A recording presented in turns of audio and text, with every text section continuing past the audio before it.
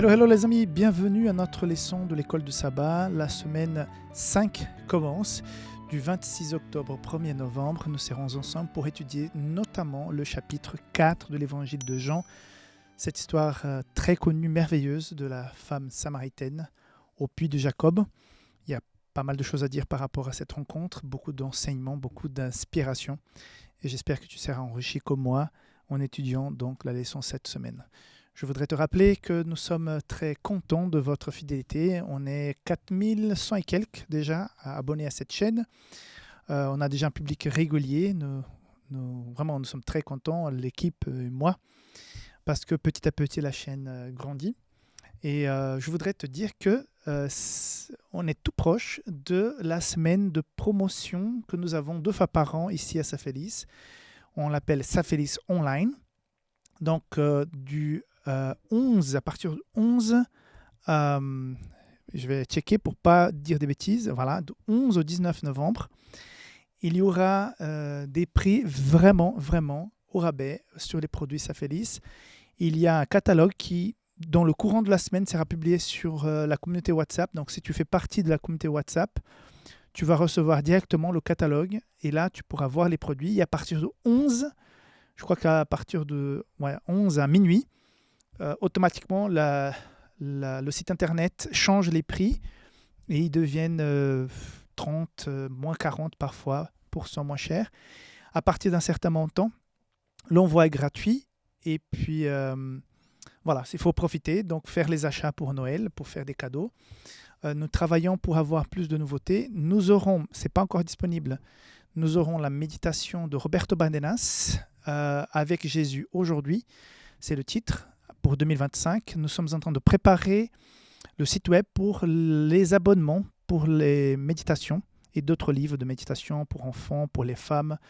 Il y aura aussi l'agenda pour la femme. Nous sommes en train de préparer un journaling pour les femmes aussi, très très intéressant. Ça part cette semaine, ça part en impression. Donc ça ne sera pas disponible pour janvier, mais bientôt en début d'année 2025. Les femmes auront pas mal de nouveaux produits disponibles ici chez Safélis. Mais vraiment, il faut profiter. Safélis Online à partir du 11 novembre. Je vais vous rappeler régulièrement parce qu'il faut profiter. C'est beaucoup moins cher, effectivement, pendant ces dates. Voilà. Cette information étant donnée, passons donc à la leçon de cette semaine. Donc, comme j'ai dit, cette semaine, nous sommes sur l'évangile de Jean, chapitre 4. Et c'est l'histoire de la rencontre de Jésus avec la femme samaritaine.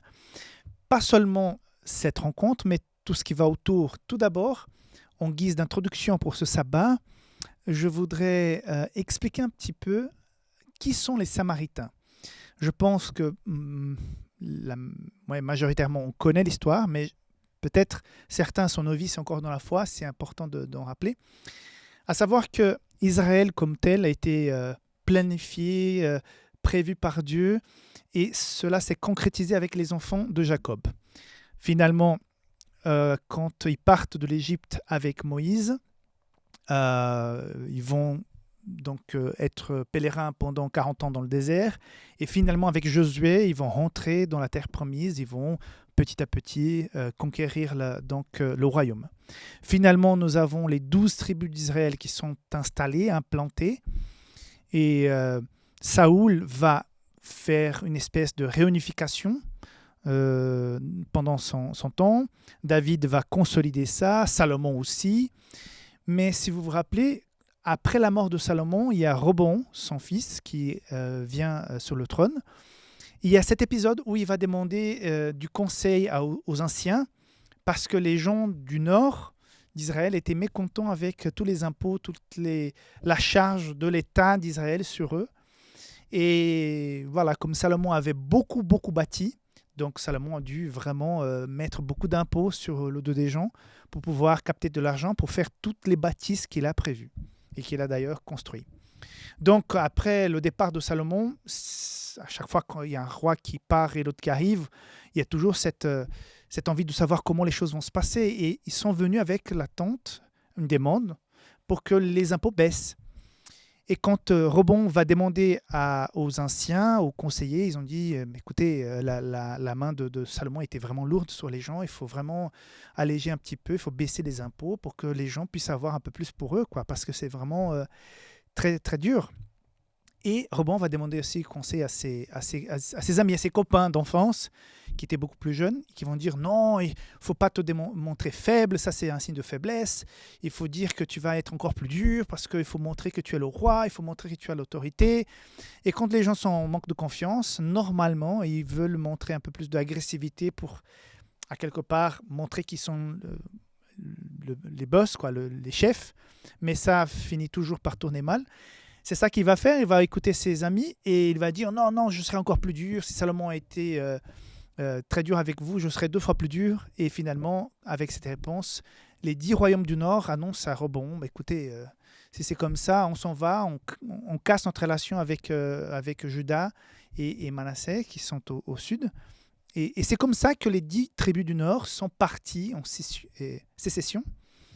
Et à partir de là, donc, ils avaient pensé d'engager une bataille pour pouvoir aller combattre et garder les royaumes du Nord, la partie nord du royaume. Et finalement, ils ont laissé tomber parce que c'était beaucoup de sang entre frères qui n'avaient pas de sens. Et c'est pour ça que nous avons le royaume du Nord, dont la capitale a été choisie pour être Samarie, et le royaume du Sud, dont la capitale est restée donc Jérusalem. Et donc, cette partie du Nord, elle est tombée, entre guillemets, plus tôt que la partie du Sud, parce que les Assyriens vont la conquérir. Et c'est plus tard que, seulement beaucoup plus tard, que le royaume du Nord, où est Jérusalem, va tomber dans les mains des Babyloniens. Donc, une fois que presque 1000 ans avant Jésus, il y a eu cette séparation, quand Jésus est donc sur terre, quand c'était déjà les Romains qui dominaient la région, il y avait toujours cette méfiance vis-à-vis des Samaritains parce que c'était des Juifs qui sont partis au nord et selon l'histoire, ils se sont mélangés plus facilement avec les païens. La Bible même le dit qu'ils sont devenus beaucoup plus païens, beaucoup plus proches des actions, des adorations païennes. Et c'est pour ça que les vrais Juifs, les originaux de Jérusalem, refusaient de les voir comme des Juifs. Et donc, à cette époque, on ne pouvait même pas avoir des relations amicales avec les Samaritains. Bon, des affaires toujours, parce que peu importe les gens, pour gagner de l'argent, on fait des affaires, mais à part les affaires, eux, les Juifs, ne veulent pas savoir des Samaritains. Et donc, les Samaritains vont rester plus ou moins les voisins. Vous savez qu'entre la Galilée et la Judée, donc il y a Samarie au milieu. Donc, les vrais orthodoxes, au lieu de faire le chemin tout droit, ils vont passer vers la droite en montant. Si tu as un plan d'Israël au temps de Jésus, il faut voir qu'il y a donc la Judée, il y a la Galilée, et au milieu, il y a Samarie. Donc, ils vont toujours faire ce 2 tours pour ne pas avoir à traverser, ni avoir de relation, ni séjourner donc en Samarie. Mais, chose intéressante, c'est que le Samaritain existe toujours. C'est l'une des plus anciennes et des plus petites communautés juives au monde. Ils sont aujourd'hui en Cisjordanie, donc dans ces territoires occupés. Ils souffrent beaucoup parce qu'ils ont beaucoup, on va dire, de la culture arabe et en même temps, ils ont beaucoup de la culture juive. Ils sont entre les 2 chaises et ils sont mal vus, entre guillemets, par les juifs toujours, mais pas avec la même hostilité. Et en même temps, ils sont mal vus par les... Je ne sais pas pourquoi, dernièrement, il y a des choses qui partent sur l'écran. Je suis désolé pour les feux d'artifice. On ne sait pas d'où ça vient, il faut qu'on règle ça. Et on n'a pas encore trouvé. Désolé. Et ni les Arabes les apprécient. Donc, ils existent toujours, mais ils sont une toute petite communauté. Le documentaire que j'ai regardé sur les Samaritains avant cette émission parlait de entre 700 et 900 personnes samaritaines encore aujourd'hui et qu'en ce moment même passent par des situations vraiment compliquées, difficiles par cette histoire, mais aussi par rapport à la guerre. Ok, donc, petite introduction pour que vous sachiez qui sont les Samaritains.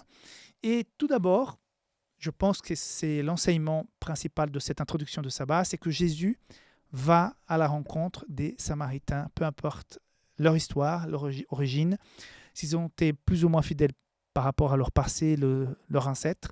Jésus va traverser Samarie, va rencontrer cette femme et surtout va rencontrer cette ville et les gens sincères de cette ville qui étaient à la recherche d'une raison, de ce Messie, de trouver du sens à leur vie, à leur croyance. Et ils vont trouver ça en Jésus. Et Jésus, peu importe les origines, il va droits, où il y a des cœurs sincères. Donc, c'est l'enseignement qu'on peut retirer de cette introduction. Et à savoir aussi que ces Samaritains existent toujours et passent toujours par des situations très difficiles. Voilà, on se voit demain. On donne suite à cette école de sabbat avec la leçon du dimanche. Bye bye.